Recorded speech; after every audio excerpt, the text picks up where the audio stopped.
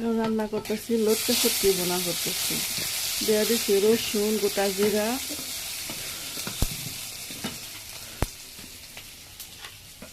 এখন দিয়ে দেবো পেঁয়াজ কুচি। একলার সাথে দিয়ে সবগুলো একসাথে ভাজবো।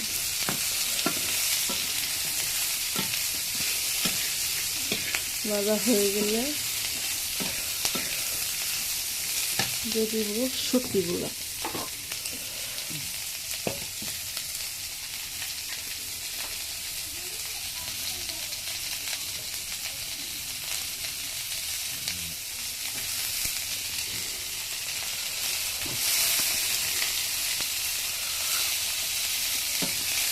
লটকা শুটকিগুলো দিয়ে দিচ্ছি। ভালো করে সবগুলো একসাথে ভাজবো।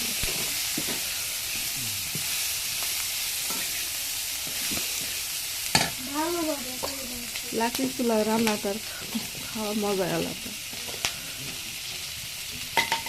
যতই গ্যাসে রান্না করে লাকড়ি চুলার মতো রান্না মজা তো হবে না।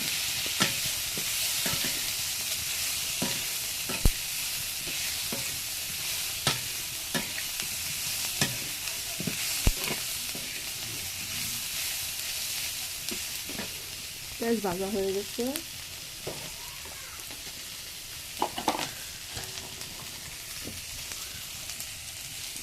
এখন দিয়ে দিব ধনিয়া গুঁড়া,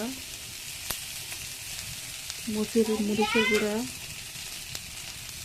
জাল জাল না হলে শুটকি কষানো ভালো লাগে না। হলুদের ফাঁকি দিয়ে দিলাম 2 চামচ। জালটা আমি একটু বেশি খাই, সেজন্য একটু বেশি দিতেছি।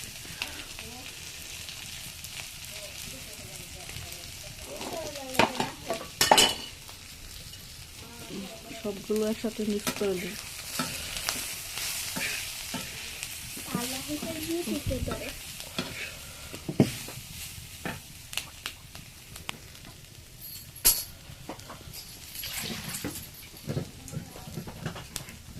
এখন দিয়ে দিব পানি।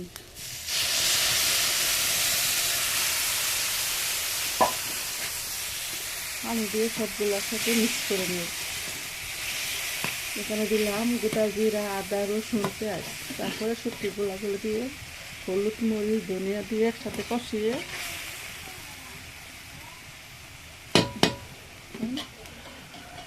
ঢাকনা দিয়ে দিব।